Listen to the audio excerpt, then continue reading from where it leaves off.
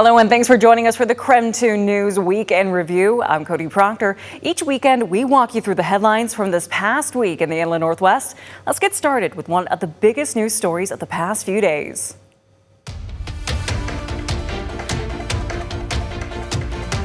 We need to go. Please hurry up. These are some of the sounds and sights from August 1st. Sheriff's office, if you're in there, leave now! Huge plumes of smoke, flames nearby as Spokane County Sheriff deputies race house to house with evacuation orders.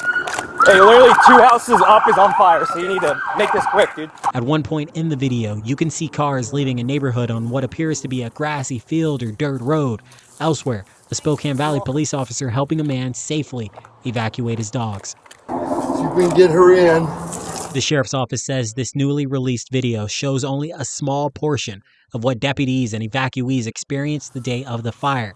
Between the stress and the tense moments, thousands of lives were ultimately saved. I know it's going to be weird, but when you get out there, just take a lane, okay? Okay, thank you. We're all going northbound. And while fire crews fought the unpredictable flames, the Spokane Regional Air Support Unit captured this footage right here, providing real-time information for the fight against the Spokane complex fires. Yeah, let's get out of here. Same way you came. From Spokane, Brandon T. Jones, KREM 2 News. You wouldn't expect someone to look at all this and feel grateful. It's weird to say, but I do. I think this was a blessing. I really do. A blessing. It's the word Christopher Guyton kept coming back to when talking about his home destroyed by the Old Trails fire. I think God just kind of was like, you actually don't need this house. It's fine. With his wife, cat, and 2 little kids, Christopher rushed from his home on August 1st, along with thousands of other Spokane families. And I looked at Watch Street and I was like, yeah, our house is right in the... I was like, okay. And though it wouldn't be confirmed until the next day, he just knew his home was gone. It's super traumatic. Our babies don't know what's going on, you know what I mean? Especially my 3-year-old. She was for the first couple of days, she's like, I want to go home. We're like, we can't go home. When he agreed to tell us his story, he met us at a park in Liberty Lake, not really wanting to spend more time around the destruction. And they're not planning to rebuild. They're going to start over in a new neighborhood in town, trying to figure out what their next chapter looks like. It's just going to come in waves. It's you're going to be hit with the reality of your life is kind of different than you thought it was going to be or than it was 2 weeks ago. And that's just kind of the nature of it, you know? The fire destroyed almost everything he owned, but in the wake of that loss, he found something infinitely more valuable. There's a lot of people I haven't talked to in years that are like, oh man, I'm so sorry this happened. I really loved working with you, whatever. And it's folks from all phases of his life reached out, offering to help, and people he's never met, too. He collects retro video games and posted about losing his collection to the fire on social media. People immediately started offering to send him games and consoles. I just didn't expect people to care. They don't know me, right? All of it recentering Christopher around what matters most: his friends, old and new, his family, and his faith.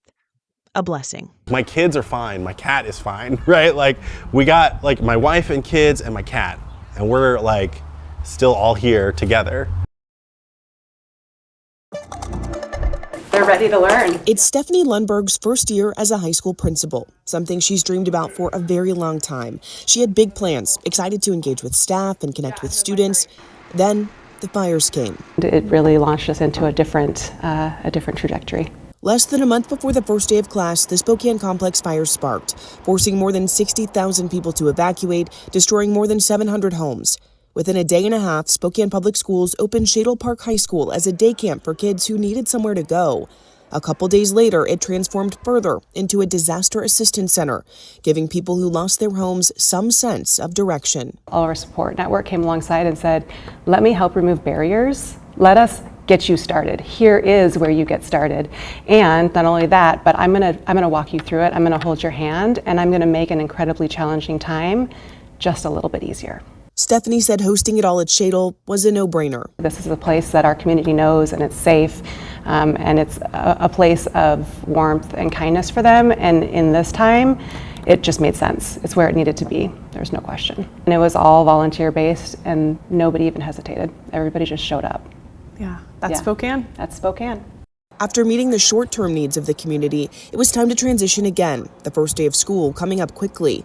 In terms of families who lost their homes, Shadle Park is the third most impacted in the district.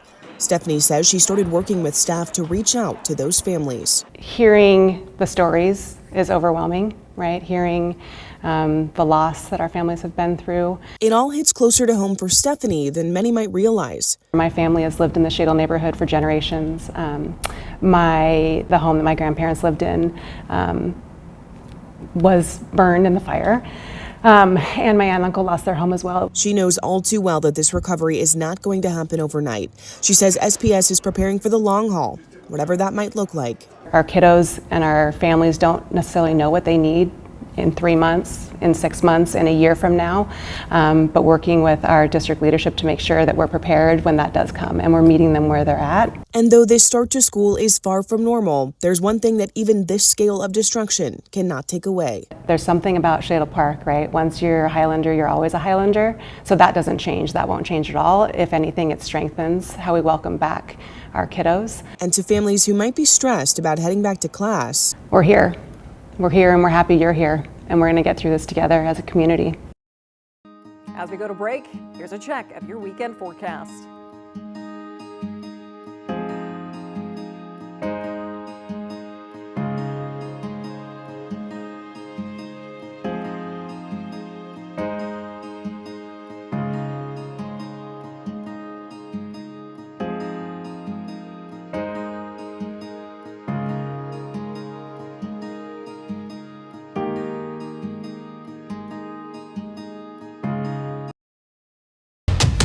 Welcome back to the KREM 2 News Weekend Review. It's been a busy week across the Inland Northwest, and we want to help catch you up on some stories you might have missed. I managed to speak to the owner of Lumberbeard Brewing after this fire occurred. He says that right now he and his staff are looking towards those next steps, but it's unclear on when exactly they'll reopen. Ceiling damage and ash and water across the floor. Dang it. Is what owner Brett Gordon is left having to clean up. He woke up to his phone ringing at 4:30 Sunday morning. I feel like a million things went through my head, kind of hoping the damage wasn't that bad, kind of preparing myself for the worst. Gordon says the fire started in an addition to the building, but a fire door and sprinkler systems helped keep it from spreading to the rest of the business. There was no damage to the brewery's production space or its product, but the tasting room wasn't as lucky. The tasting room is now just completely covered with ash and water and all sorts of stuff. Firefighters also had to cut holes in the ceiling to make sure the fire hadn't spread into the rafters. Now Gordon says the focus is cleaning up and getting his employees back to work. We have a lot of staff that doesn't have work right now, so doing what we can to kind of get them back in the building as quick as possible. As quick as possible during what Gordon says is one of the busiest times of year for Lumberbeard. The Spokane Fire Department says the cause of the fire remains under investigation, though Gordon believes it was intentionally set. If it was an accidental fire, I feel like it's a little easier to just be like, oh man, we got to make sure we mitigate any other chances. But the fact that someone started the fire is a little more like, I really hope this doesn't happen again. For now, he's hoping the cleanup moves quickly enough to get the taps flowing again. It's just a little bit overwhelming right now, but I'm hoping it'll kind of work itself out. Gordon tells me he's optimistic that they will reopen in the next couple of weeks, but he says it'll all depend on how things go as they look towards those next steps. In Spokane, Connor McAvoy, KREM 2 News. A 90-day review period starts today to determine whether or not the city wants to move forward with the close to $18.5 million purchase of the Rock Point East building right here behind me. For years, the city of Spokane has been leasing space for court and police operations across 3 different facilities. Now, the city is looking to put those services under one roof. You know, it's better to own than to rent. City Council President Betsy Wilkerson says the goal is to create a community safety campus where people can take care of court obligations and connect with other services in one place. And money is a challenge for us at the city right now, but we have heard over and over and over again that our facilities, the amenities that we are renting, are not adequate for our staff and for the people that we're trying to serve. Right now, the city says it pays about $1.2 million every year to lease space from Spokane County, and the city expects another $10 million in building upgrades will be needed over the next several years to comply with the Clean Buildings Act. The new building will act as a community safety complex housing facilities like police administration, municipal court, the prosecutor's office, and the Office of the Public Defender. It'll allow us to grow and expand and provide services we only talk about now because we don't have the space for it. If the city moves forward with the purchase after the 90-day review period, the city would be responsible for paying $200,000 for the building with money from the unallocated general expense fund. I'm already very concerned about the biennial budget. Michael Cathcart was the only council member who voted against moving forward with this purchase. He said he understands the need. However, the city has tried to do this sort of purchase in the past, but ultimately had to vote against it due to similar budget constraints. I just am struggling to get behind even just the due diligence piece. I mean, $200,000 right now is a lot of money for the city. And that's kind of where I'm really stuck with this issue. I don't think it would be a bad investment in the long run. I just continue to struggle on the pay for. The city says it will take this 3-month review period to see how this potential purchase could fit into next year's budget and encourages the community to make their voices heard during public comment during that time as well. Now, if approved, this purchase could be finalized as early as January of next year. In Spokane, Christian Garza, KREM 2 News. A jury found Jack Archer, Bajan Mavawala II, and Justice for All guilty of federal conspiracy to impede or injure officers in May of this year. Now all of them are challenging that verdict.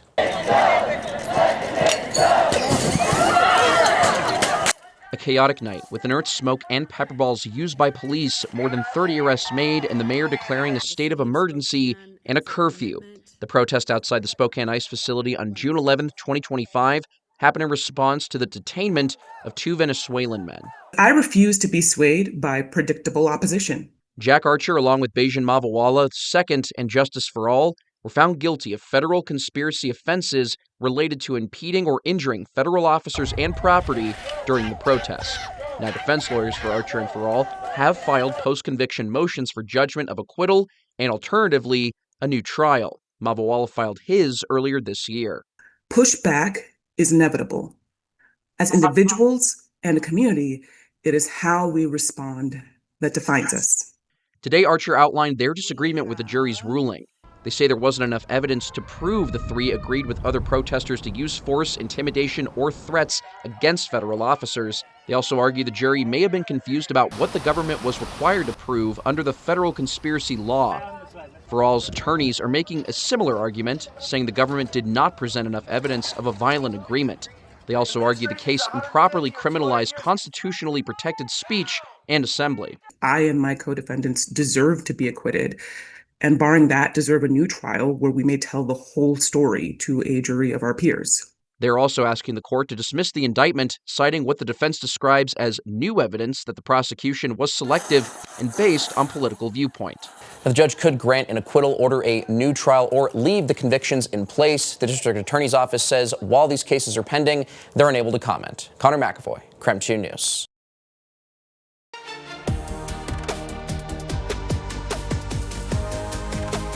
Thanks for joining KREM 2 News this weekend. I'm Cody Proctor. Right now, we're taking a look back at some of the news stories from the past week. We're in the heart of Bellingham talking with people who live and work here. They're not surprised that the U.S.-Canada trade talks fell through, but they are worried that new tariffs could lead to another blow to the city. A welcome sign that isn't sharing the full story. Everything is absolutely not fine. It is a sarcastic remark. As the trade war between Canada and the U.S. intensifies. We're one of the many, many border communities in the United States that relies on Canadian business to keep our store in business. Echo May co-owns Northwest Yarns and Mercantile, a longtime Bellingham shop. We just always have such a good time at this shop. She says the new 50% tariffs on $20 billion worth of Canadian goods could do more than raise prices. She fears they will give Canadians one more reason not to cross the border. To be frank, we've already seen a 20% drop in business due to Canadians no longer coming down to the U.S. to shop. And that's just with tariffs the way they've been over the past year and a half or so. They don't feel appreciated, they don't feel welcome, and in fact, they feel angered by it. The Bellingham Regional Chamber of Commerce says that frustration is already showing up in conversations with Canadian partners. Higher prices could squeeze local businesses, but the chamber says the bigger threat is losing the people who cross the border to shop, eat, and stay. And for smaller border communities, that loss can be devastating. Point Roberts and Sumas and Blaine, like some of those communities and some of those businesses are in deep peril at this point. Because they are reliant on the Canadian traveler. Businesses we spoke with welcome Canadians to their communities and hope this tariff war ends before it's too late. We're absolutely worried about having to close. Tariffs like these are going to end up destroying small businesses. And next month, Canada plans on hitting back, matching the U.S. tariffs dollar for dollar. In Bellingham, Brady Wakayama, King 5 News. Early Saturday morning, outside Forest Grove, Oregon, firefighters responded to a vehicle fire and discovered human remains. I will say that in my 22 years here, I have not been a part of or witnessed a scene quite this complex involving this type of an investigation. Investigators ultimately found 5 people and several pets dead. The case they're now investigating is a quintuple homicide. By Sunday afternoon, detectives had identified 36-year-old Benjamin Charles Parker as their suspect and tracked his cell phone from the Oregon coast through Pierce County and into Enumclaw. So they called us and said, we have a cell phone ping in your city. Here's the plate and the car that you're looking for. We go to the flock system, we put the plate in. We could see that he'd hit a couple of our cameras, and the last hit was him coming into the city, and he had not left. So we had a good indication that he was still here. Police eventually found Parker's pickup behind this Safeway off Highway 410. Officers initially approached it using a drone, surrounded the vehicle with spike strips before determining Parker was dead inside. Investigators say he died by suicide. Thank you for joining us here on KREM 2 News. You're watching the Week in Review, where we bring you some of the biggest news stories of the past week. You don't have to be a country music fan to recognize her name. I go wandering once again. Dolly Parton, a star in every sense of the word and a legacy that touched every corner of the world. Great legend, big fan of hers. Perhaps her greatest achievement, a commitment to educating children and the Imagination Library, a program that sent millions of children free books. When you get to a certain level, you either do something like that or you don't. In a statement released by the Imagination Library of Washington State, the organization says, Dolly's legacy will live on through every book delivered, every story shared, and every child inspired to dream bigger. Here in Spokane, Dolly's musical legacy will be on display later this year. But yeah, of course, there's a bittersweet element now knowing that she put all of this together and we're presenting it after she's gone. On October 24th at the Fox Theater, the Spokane Symphony will present Dolly Parton's Threads, a visual and musical journey of her songs and life featuring video narration from Dolly herself. We get so caught up in genres of music and this belongs in this box and this belongs in another box, and some people might say, well, why is a symphony orchestra playing Dolly Parton? But I think her music belongs to everyone. Great music just belongs to everyone. And as the world celebrates her life, flags will fly at half-staff for Dolly across the nation. From Spokane, Brandon T. Jones, KREM 2 News. Keep it here for more news and weather updates throughout the weekend. And don't forget, you can watch our latest newscasts anytime on the KREM 2 app. Just scan the QR code on your screen to watch for free. I'm Cody Proctor. Thanks for watching the KREM 2 News Week in Review.